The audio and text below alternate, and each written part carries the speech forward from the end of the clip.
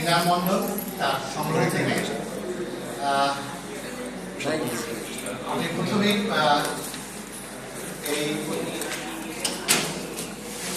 মিশনের যে মূল আকর্ষণ মূল ব্যক্তি মৃণাল মণ্ডলকে অভিনন্দন জানাই এবং সেই সাথে আমাদের প্রধান অতিথি মঈনুদ্দিন খালেদ, যিনি একাধারে শিক্ষাবিদ, লেখক এবং সমালোচক, তিনি উদ্বোধন করবেন। তো মৃণাল সম্পর্কে আমরা দু একটি কথা বলতে চাই। কেন আমরা মৃণালের এক্সিবিশন করছি? প্রথম কথাই হচ্ছে যে মৃণাল ছবি সংগ্রহ করে। মৃণালের কিন্তু কাজ ছিল ছবি বাছাই করা। খুব অল্প বয়সে সে ঢাকায় আসছে। ঢাকায় এসে সে ছবির সাথে সম্পৃক্ত হয়েছে, তার হাতে ছবি আসতো এবং ছবি দেখে দেখে ছবির প্রতি আকৃষ্ট হয়েছে। এই জিনিসটা আসলে আপনাদের লক্ষ্য করতে হবে। আমরা কিন্তু অনেকেই ছবি দেখি, আমাদের পকেটেও অনেকেরই টাকা থাকে, কিন্তু ছবি কিন্তু নেই না, ছবি সংগ্রহ করি না, ছবি আমরা বুঝি না, বললে বলি এটা কি বুঝায় দেয়। হ্যাঁ, কিন্তু গ্রামের ছেলে মৃণাল নিজে নিজে ছবি তুলেছে।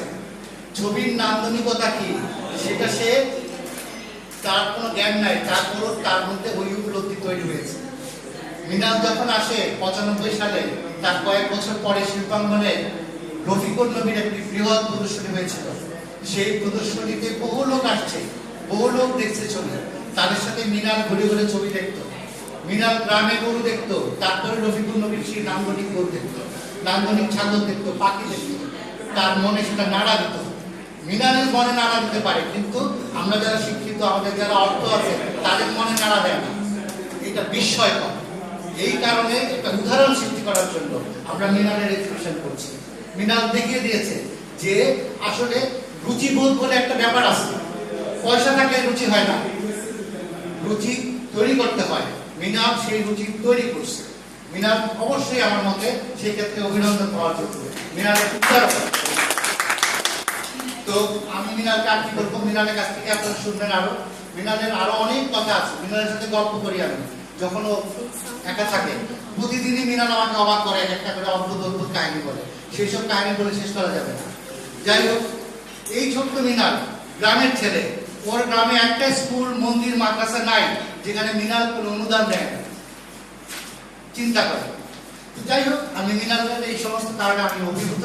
এটাই হচ্ছে আমাদের কারণ, যে কারণে আমরা মৃণালের এই এক্সিবিশন করছি। তো আমি মৃণালকে আবারও অভিনন্দন জানাই এবং মৃণালকে অনুরোধ করবো তার পক্ষ থেকে কথা বলেন, আমরা খুশি হব।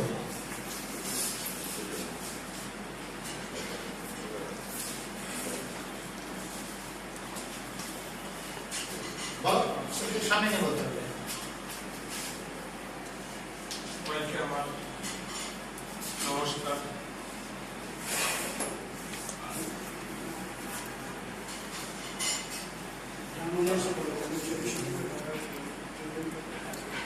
আমার 1994 প্রথম ঢাকায় আসে। ঢাকায় আসার পরে আজিজ মার্কেটে ফ্রেমের কাজ শুরু। ওখান থেকে আপনার 1995 সালে শুরু করি শিল্পাঙ্গনে কাজ শুরু করার পরে আমি যখন থেকে ছবির বিভিন্ন এক্সিবিশন দেখতাম, তখন আপনার ওই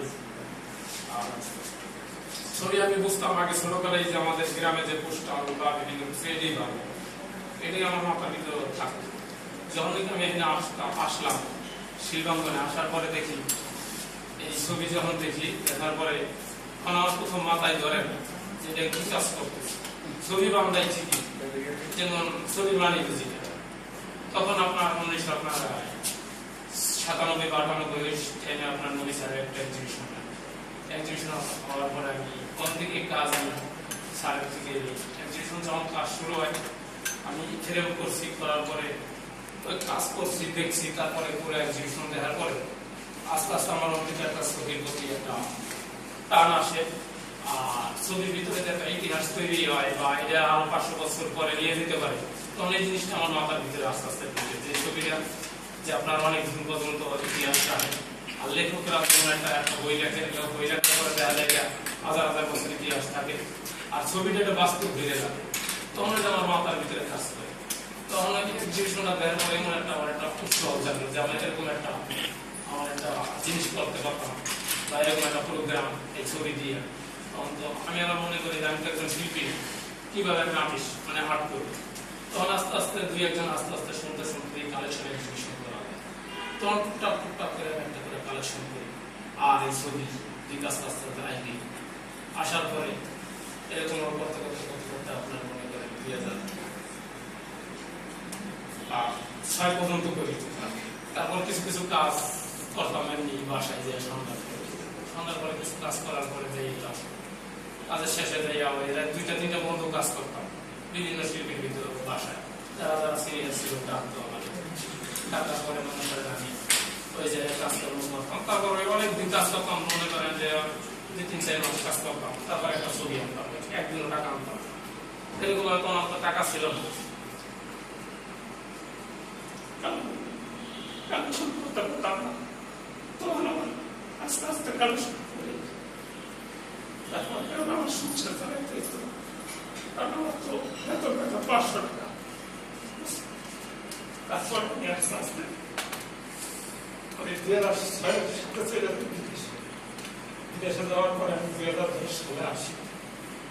আসার পরে প্রথম আমি ওই যে টাকাগুলো আমি ওই টাকা দিয়ে আপনার এই ছবি 800 আপনার একটা দোকান দিই আর ওই ছবি কিনি, কিছু টাকাটা ছবি কিনি, কিছু টাকাটা কালেকশন করি আর কাজ শুরু করি। করার পরে যখন একটা এক্সিবিশন করতাম তখন আমার 12-14 জন কর্মচারী ছিল। তখন আপনার প্রতি সপ্তাহে 2-3টা বা প্রতি মাসে 8-10টা পর্যন্ত আপনার এক্সিবিশন দিতাম। বেঙ্গল, চিত্র, তারপরে শিলনগর, তারপরে আলিয়াসকে আছে কয়েকটা গ্যালারি আমি সাপোর্ট দেখলাম। রাইতে দিনে 24 ঘন্টা আমার কাজ চলতো। তখন আমার টাকাও অনেক প্রচুর ইনকাম ছিল। তখন মনে করেন ওই আমি একজন শিল্পীদের সবাই নিতাম। যেমন আমি ইউনিভার্সিটিতে প্রতিটা আপনার ওই ইউনিভার্সিটিতে যারা এক্সিবিশন করতো, যদি কারো টাকা না থাকতো, খরচ করার একটা এক্সিবিশন করতে অনেক টাকা লাগে, তখন আমি কি করতাম যে আপনার এক্সিবিশনের ছবি আমি পুরো সাপোর্ট দিলাম, আপনি এক্সিবিশন করে। তখন তারা এক্সিবিশন করতো। এক্সিবিশনের পরে তারা আমাকে কি করতো, দেখা যাবে এরকম টাইম হয়েছে আপনার ছবি বেচা কিনে নেই, হয়তো 1-2টা বেচছে, ওই 4 পয়সা হয়নি। তখন তো আমার অভিজ্ঞতা তার অভিজ্ঞতা। তখন আমি কি করতাম, ওই ছবিগুলো আমি যে টাকাগুলো পাইতাম ওখান থেকে আমি ছবিগুলো কালেকশন করে নিতাম। যেহেতু 50,000 টাকা পেতাম, ঠিক আছে, 50,000 টাকা তো দিতে পারবেন না, আমার 50,000 টাকা ছবি দেন।